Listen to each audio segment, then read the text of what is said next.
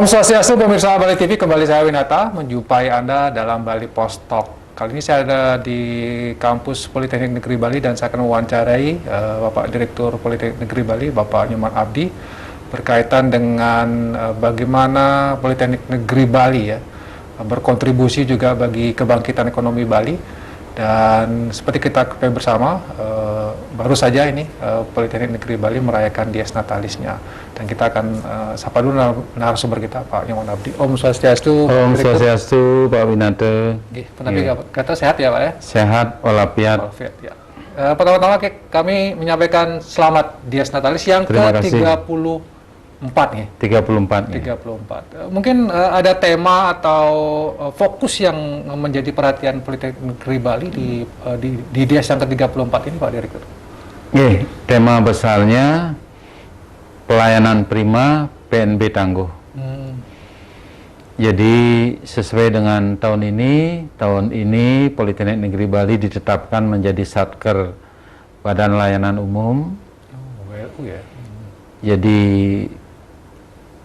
pada saat kita ber-BLU, kita harus dituntut memberikan pelayanan prima. Pelayanan prima itu artinya pelayanan kita mampu diakses oleh masyarakat luas, tidak hanya Provinsi Bali, tetapi juga di luar Provinsi Bali, oleh semua kalangan masyarakat. Dan pelayanan prima ini harus didukung dengan tata kelola yang handal. Artinya pelayanan prima itu adalah front office-nya harus prima dan back office-nya itu tata kelolanya itu harus handal. Kita tidak bisa memberikan pelayanan prima tanpa dibarengi dengan tata kelola yang handal. Jadi ketangguhan kita itu adalah ketangguhan di tata kelola. Jadi inti besarnya seperti itu yang kita usung. Jadi menyambut Politeknik Negeri Bali sebagai Satker BLU, dan pada saat bersamaan kita sekarang sedang berjuang supaya Politeknik Negeri Bali ditetapkan menjadi Satker Zona Integritas Wilayah Bebas dari Korupsi. Nah, ini idenya sama ZIWBK juga adalah pelayanan prima dengan tata kelola yang kuat, yang tangguh. Kalau tadi disebutkan tentang pelayanan prima, tentu ada konsumen dalam hal ini ya Pak Direktur ya. Nah, siapakah konsumen ini? Apakah mahasiswa atau masyarakat umum atau siapa yang dimaksudkan untuk memberikan pelayanan prima dari itu? Jadi stakeholders-nya kita utamanya adalah mahasiswa. Mahasiswa kita adalah konsumen langsung Politeknik Negeri Bali. Ada di sana orang tua mahasiswa. Jadi kalau kita punya mahasiswa, maka orang tua mahasiswa harus juga diberikan pelayanan prima. Karena harapan orang tua itulah yang harus dipenuhi oleh Politeknik Negeri Bali supaya cita-cita orang tua mahasiswa ini tercapai pada saat dipercayakan kepada Politeknik membimbing mahasiswanya, sehingga kelak nanti setelah lulus mereka bisa memenuhi harapan orang tua. Yang kedua adalah dunia usaha, dunia industri. Itu juga adalah konsumen yang sangat kita pertimbangkan untuk bisa dicapai harapannya. Industri kan mengharapkan lulusan Politeknik Negeri Bali bisa memenuhi kebutuhan yang ada di industrinya. Maka inilah yang kita sebut alumni Politeknik Negeri Bali harus bisa memberikan pelayanan prima berupa SDM yang kompeten, SDM yang berkualitas, SDM yang profesional, sehingga hadirnya Politeknik Negeri Bali di industri akan memberikan value yang tinggi kepada industri. Jadi ini merupakan strategi kita. Kalau misalnya lulusan universitas yang lain value-nya adalah sekian, maka kalau PNB bisa memberikan value sekian, maka di sini ada perbedaan. kepuasan yang bisa kita berikan akan memberikan diferensiasi kepada Politeknik Negeri Bali, sehingga ini akan terus berlanjut, menimbulkan efek besar kepada Politeknik untuk dipercaya oleh industri. Baik. Kira-kira itu, Pak. Jadi memang ada mahasiswa, orang tuanya, ini keluarganya mahasiswa ya, berarti juga Dudi tadi, dunia usaha dan industri ini yang, ketika kita bicara tentang bagaimana dunia usaha, melihat Bali yang sangat terpuruk ya secara ekonomi ya, pandeminya hampir 2 tahun nih berjalan Pak Direktur. Nah, apakah ada upaya-upaya strategis yang dilakukan oleh Politeknik Negeri Bali dalam hal ini untuk bagaimana dunia usaha ini tidak hanya ya karena keterpurukan ini, mungkin ada upaya-upaya yang juga strategis dilakukan untuk bagaimana membantu di samping menyediakan SDM yang unggul tadi, Pak.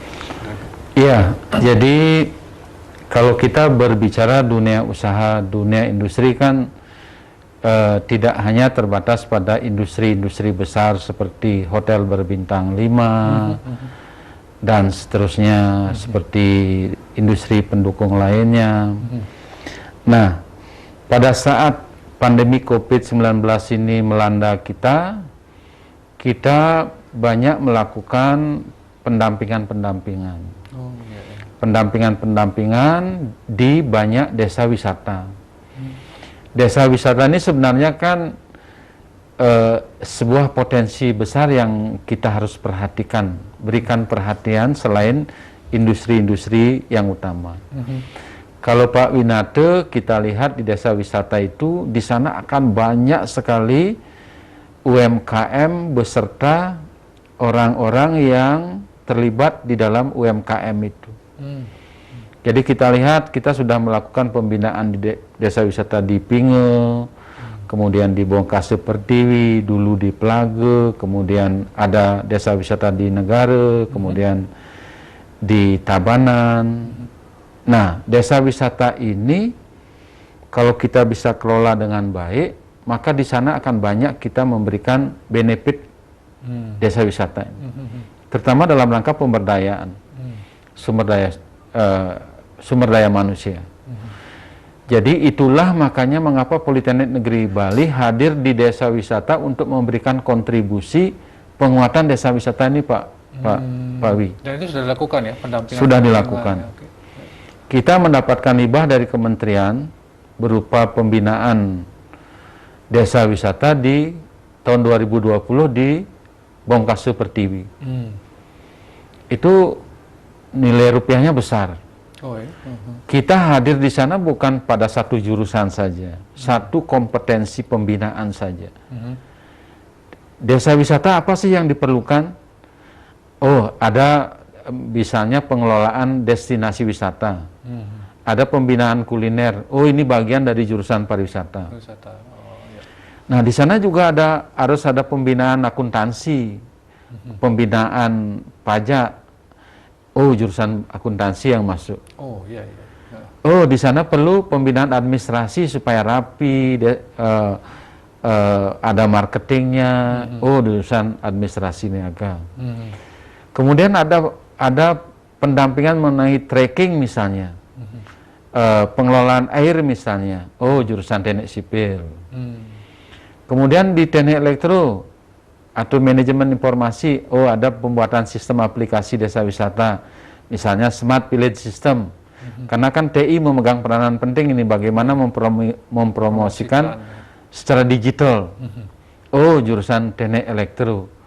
Oh, pengelolaan sampah sekarang gimana? Pengelolaan sampah, kemudian teknologi tepat gunanya dalam bidang pengelolaan sampah, kemudian penyiapan energi baru terbarukan supaya efisien. Oh, jurusan teknik mesin.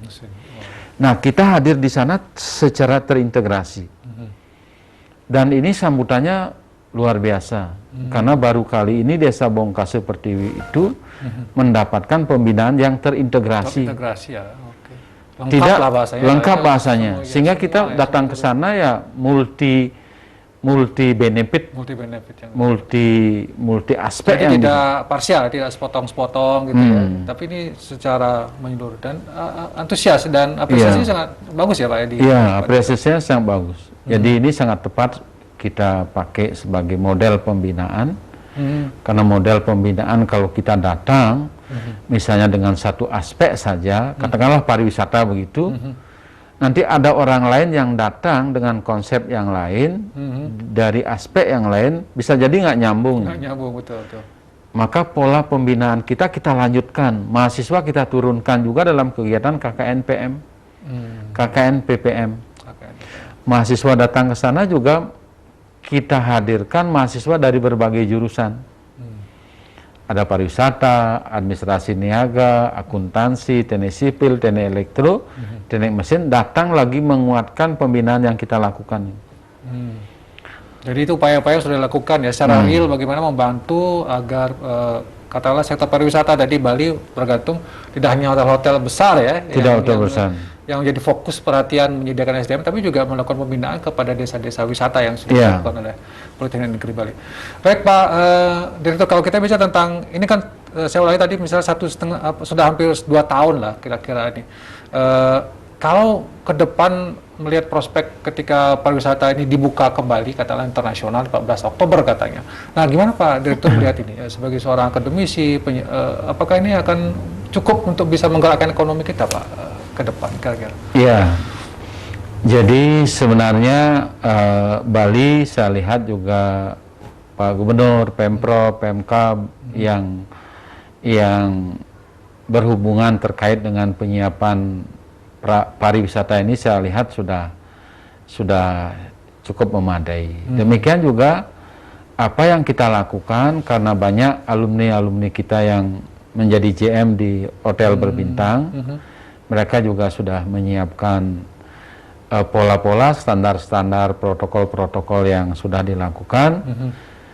Dan hal lain juga yang kita persiapkan adalah berkenaan bagaimana alumni Politeknik Negeri Bali dan tidak hanya alumni saja, mahasiswa kita yang sekarang sedang internship atau job atau praktek kerja lapangan siap untuk mengisi kebutuhan-kebutuhan sumber daya manusia yang diperlukan oleh industri. Jadi untungnya kita sekarang buka kelas kerjasama dengan Dapur Pak Kempinski, dengan The Sun Regis, dengan Ikatan Konsultan Pajak Indonesia, dengan PLN, dengan Pemprov.